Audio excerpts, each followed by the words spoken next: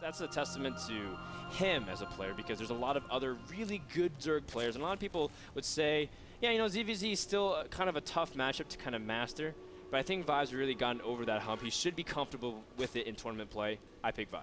Yeah, I did as well.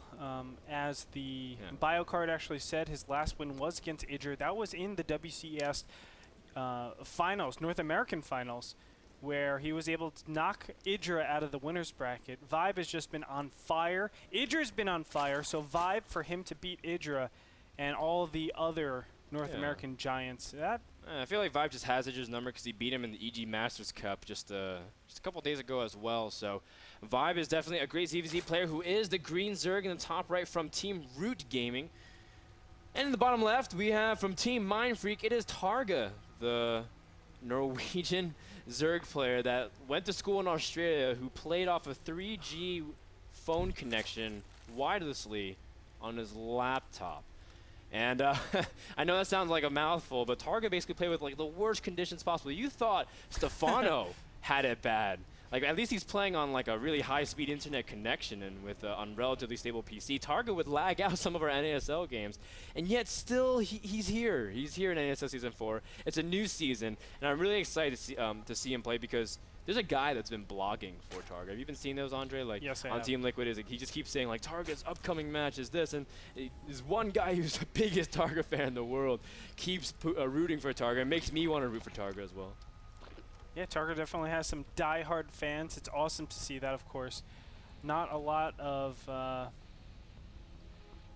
fans, I think, for Vibe in the past, but as of recently, he's really stepped it up after his recent WCS wins and his success. Really, you know, just amazing job by him. But right now, we have a difference in builds, ever so slightly. Pool first for Vibe, whereas we had a hatchery first for TargA. Very, very minor differences.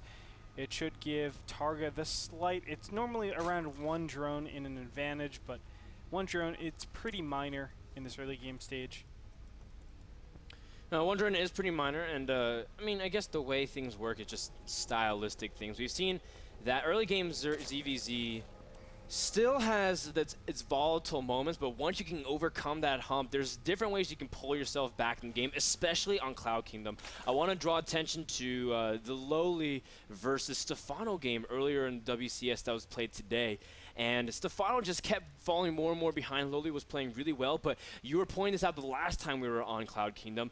Ramps and fungals can completely turn the entire momentum of the game. And Stefano had 4 or 5 infestors against the 8-9 of Lowly, but just because he controlled the ramp, got 4 fungals, killed 40 supply of units easily, and it just completely swayed the entire tide. So yeah, passive play at that mid-game stage can definitely work to the defender's advantage.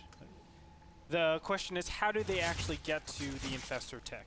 And some people actually choose to actually hit before infestors ever come out. I know Stoji for a while was doing a very roach-centric +1 missile attack style where he just says, I'm going to deny you that third base and just keep up the pressure completely, because I don't want to go into that infestor style. I don't want it to be mass infestors against mass infestors, because frankly, some people just don't like that. They don't like to sit back and play that macro style and have to constantly scout with overlords and overseers and changelings. And that is definitely something that can be very challenging. So we'll see where these two players actually stylistically want to go with this game. For now, they're just trading blows back and forth, but both of them just playing defensive with Banelings and getting their queens associated with their hatcheries. Yeah, just sending 2 Zerglings apiece, just a sacrificial lamb to be able to see what their opponents are doing, you know, their drone saturation, if they're playing super greedy, super aggressive. Even just to see things like, do they have Zergling speed done? You know, like those kinds of things, they'll be able to gather that information and be able to respond accordingly.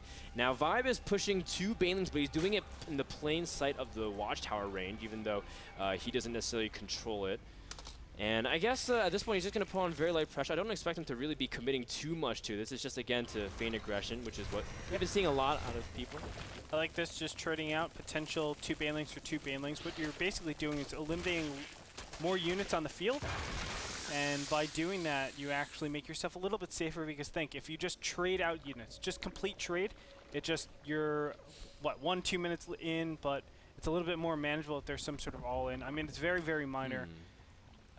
But I do want to mention very quickly that Vibe went a 1 gas lair into 4 gases. He got his metabolic boost, then the next 100 gas went directly to that lair. Very interesting choice, whereas his opponent still has not gone to lair tech. As you can see, Zergling Baneling is incoming. Yeah, he went for a massive Zerglings, and this is all under the overload of Vibe, so Vibe should know this is coming. TargA trying to make big plays early on. Nice trade thus far, trading 1 Zergling for a Baneling, but he is making 13 Banelings. Oh my goodness, this is reminiscent of like a Spanishiwa type attack where he just loves completely crushing a Zerg opponent before any tech can come out. 4 Roaches are on the way. We'll be able to get there in time. The Banelings already arriving to the scene. The Queens are blocking the ramp. Good SimCity thus far from Vibe, but can he crash the gate here? And yes, he will. He'll get into the main, and there are no roaches coming out from that 1 lair. The drones are trying to scramble, but this is too much damage, Frodan. This is most certainly going to be GG soon. Ooh, hitting on the massive drones there, and Vibe took heavy losses. And I mean, his supply is dropping, but most of his supply is already just going to drop. I mean, the roaches that pop won't be able to do too well against a mass of speedlings. Even the Queen going to get surrounded once again. The remainder of the drones are getting targeted down, and TargA is taking a crazy large lead. Not just because of the workers, but because he also has a good reservoir of gas as well. So TargA has a nice ability to transition. Let's go ahead and look at what's happened. 7 to 35, a 5 multiplier advantage on your opponent in income, or at least in drones. And you can see 37 workers killed in total. Just a staggering amount, just 10 minutes into the game. And really Vibe, I mean, yes, he has a composition to actually keep him safe for a little bit, but when it comes down to it, it's just that Vibe lost way too much from that attack. Oh my goodness, and 18 more Banelings. TargA really wants to continue putting on the hurt here from Vibe. Vibe lost his ability to protect his ramp. He has to use roaches, but he doesn't even have the Evo chambers. In fact, Vibe doesn't really even have 2 Queens to block the ramp. He's only got 1, and TargA's coming with 18 Banelings. I know Roach against Bane is pretty good usually for the Roach player, but with this many Banelings, Andre. No, it doesn't even matter. Banelings just waddle directly up into the main. Yet again, the Queen is going to go down here. And drones, you cannot run. Not on Korea. Ooh, well, maybe you can run pretty well. Nah, TargA at this point doesn't even know what to do. He's dancing his Banelings. Woo! That's some Gangnam style. Man, those Banelings really... TargA at this point just explodes his Banelings at that point. I was wondering what he's going to do. I'm like, are you going to trade all on 1 Roach? But he says, I'm just going to suicide them anyways. TargA is showing lots of style and personality, honestly. Yeah, basically saying, get out of my game, Vibe. You are so far behind, and I'm going to show you, I'm going to explode my Banelings and kill absolutely nothing for no reason. So taking his 3rd base, you can see the layer is up, Leo Reconstitution on the way. We have our +1 missile attacks, and the Roach count is probably ahead of his opponents now. Yes, 9 to 6. Yeah. So, Vibe, you are behind in every single corner of the game. Yeah, I mean, Vibe must realize it's Cloud Kingdom. I might have a chance to come back, but in this scenario, it's just there's hills to climb, and then there's mountains like this, man. It's really tough for Vibe to be able to come back in this situation. He's getting Infestor Tech out, but honestly, he doesn't even have enough drones really to get out like his Queens and be able to get enough gas to even sustain Infestor production. So yeah, I'm feeling like this might be the beginning of the end, Andre. Yes, maybe even the middle of the end, man. It might be the end of the end. Right here. It might be the end of Vibe, he doesn't even really have supply room to make any more roaches. He only has 3 more popping, and TargA's got plenty. He's even got +1 on the way. Vibe won't be able to do anything. TargA wisely trying to get a strong position to attack the Roach Swarm to hit the production capability again of Vibe. But barring any kind of miracle, unless TargA all of a sudden loses connection from his phone to his laptop, there's not going to be anything. GG gets called out, and game number 1 goes to TargA from Team Mindfreak. Well played by TargA. I mean, we know him to do that quite a lot. We've seen a lot of DVZs where he goes this massive Zergling Baneling all, I wouldn't say all in, but it's very high pressure. I think a lot of people would classify it all as an all in. Some people wouldn't. I'm not going to go ahead and brand it. I'm just going to say it's very high aggression, and it was able to work. Yeah, and I think what was really key is that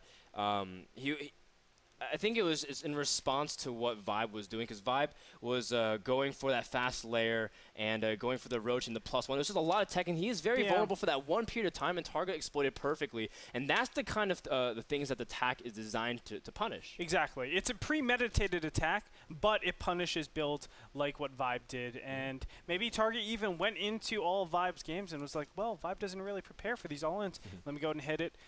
You know, preparation is key a lot of times, and that's it. Yeah. So 1-0 for TargA. That's right, 1-0 for TargA, and we want to thank Epson, the #1 projector brand worldwide. Epson, check them out at epson.com/gaming.